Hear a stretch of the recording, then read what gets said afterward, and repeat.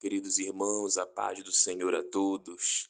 Que Deus possa abençoar a cada um dos amados irmãos. Quem vos fala é o presbítero Israel Johnny. E nós estamos aqui para postar a primeira aula do nosso canal. Pequenos estudos, grandes conhecimentos. E hoje, de forma resumida, porém profunda, nós vamos aqui explicar a visão que João teve a respeito do Cristo glorificado, lá em Apocalipse, capítulo 1, do verso 12 ao 18. Amém, queridos? E o tema desse curto estudo que nós vamos fazer é o mistério da glorificação de Cristo. Então veja bem, João, estando preso na ilha de Patmos, ele contempla de repente, de forma inesperada, uma visão do Cristo totalmente transformado, ao contrário daquela visão que João teve com o Senhor há décadas atrás.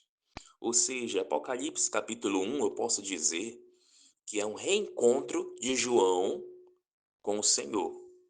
E isso mais de 60 anos depois. João já é um idoso, ele já tem quase os seus 90 anos de idade ou mais. E ele tem um encontro com Jesus e ele vê Jesus completamente diferente do que ele havia conhecido décadas atrás. Até então, João tinha aquela imagem do Senhor guardada na sua memória, daquele simples rabino, aquele galileu simples, humilde, de pele morena, cabelos, barba preta, de estatura mediana, enfim, a aparência de um judeu do século I, e essa era a aparência de Jesus, e João tinha na sua memória essa aparência gravada, certo? E de repente João tem um reencontro com o seu mestre, e ele vê o seu mestre totalmente diferente, glorificado, não como aquele rabino simples da Galileia, mas agora como Senhor eterno, como Deus.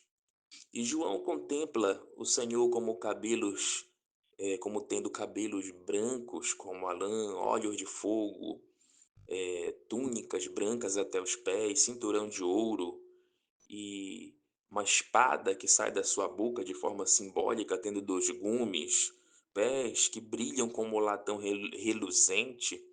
E tudo isto possui um significado espiritual profundo e que nós vamos destrinchar nesse momento. Então vamos lá. Primeiro, João contempla o Senhor como tendo cabelos brancos como a lã. E nós precisamos compreender que quando João contempla Jesus como tendo esses cabelos brancos, dentro da simbologia bíblica, cabelo branco simboliza eternidade, sabedoria e pureza. E isso, inclusive, nos faz lembrar da visão que Daniel teve do ancião de dias, que é o próprio Eterno. E na visão, Daniel contempla a mesma coisa em relação a este ancião de dias. E ele também tem cabelos brancos. Porém, este cabelo branco não indica velhice, não tem o significado de velhice, de envelhecimento humano, mas de sabedoria, eternidade, pureza e santidade. João contempla e percebe que o Senhor tem olhos que brilham como fogo. E nós precisamos entender que este é um dos atributos de Deus. O Senhor, ele é onividente. Ele é onipresente, onipotente, onisciente, oniouvinte e onividente. E ele é onividente porque ele contempla e ele sabe, ele vê todas as coisas que acontecem nos céus, na terra, debaixo da terra, nos mares, no universo, além do universo. O Senhor contempla e vê tudo como uma coisa só. Então veja bem, Jesus Cristo é onividente. Por isso ele tem olhos que brilham como fogo. João contempla que o Senhor tem uma túnica branca até os pés. E essa túnica é a túnica sacerdotal, lembrando que em Hebreus é dito que Jesus é o nosso sumo sacerdote por excelência e o único mediador entre Deus e os homens. Ele possui também um cinturão de ouro em torno do seu peito, e isso indica também realeza e sacerdócio. João contempla que o Senhor tem pés que brilham como latão reluzente ou como bronze polido, e isso simboliza a firmeza do Senhor, a autoridade que ele tem de subjugar debaixo dos seus pés. Como disse o apóstolo Paulo, principados e potestades, tudo e todos estão subjugados ao senhorio de Cristo.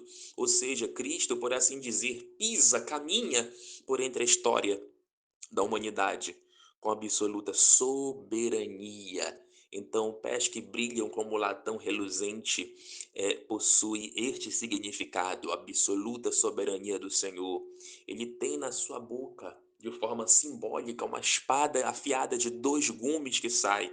E esta espada é nada mais, nada menos que a autoridade que o Senhor tem, a sua palavra para julgar e para executar os seus juízos contra os infiéis e também contra os cristãos infiéis. Ele caminha por entre os castiçar de ouro, e isso simboliza que o Senhor está por entre, caminhando entre a sua igreja. Os 7 castiçais são as 7 igrejas da Ásia, e castiçal porque a igreja tem a função e a missão de iluminar o mundo. Nós somos a luz do mundo, como o Senhor Jesus Cristo diz. Então veja bem, brilha, a igreja brilha e reflete no mundo a luz de Cristo. Então a igreja é um castiçal. E João contempla as 7 igrejas da Ásia como castiçais e o Senhor anda por entre elas. Ou seja, o Senhor anda por entre nós. Veja bem, João contempla nas mãos do Senhor 7 estrelas.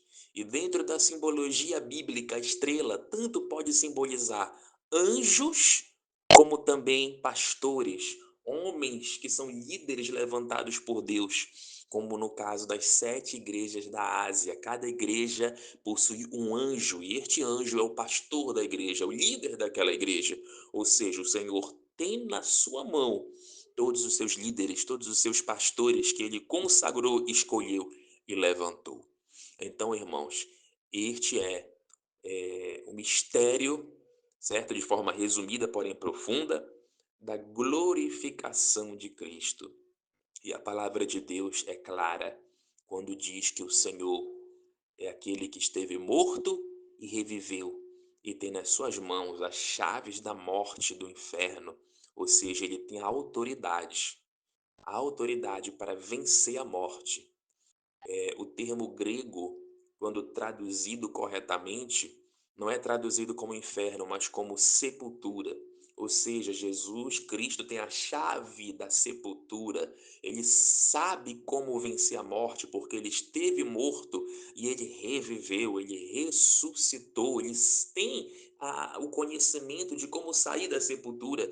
E assim como ele saiu, ele também faz sair da sepultura todos aqueles que estão mortos, tanto espiritualmente como também fisicamente, porque no dia que o Senhor retornar, os seus santos irão ressuscitar, irão levantar da sepultura e nós reinaremos com Cristo. Então, este é o significado da visão de João aqui em Apocalipse 1, tá bom, irmãos? Que Deus abençoe a todos. Esse é só o primeiro estudo. Tem muito estudo ainda que nós vamos postar aí, conteúdos mais profundos, mais interessantes, e que Deus possa abençoar vocês que estão acompanhando e vão acompanhar o nosso canal e nossas aulas, tá bom? Forte abraço, beijo no coração, Deus abençoe a todos.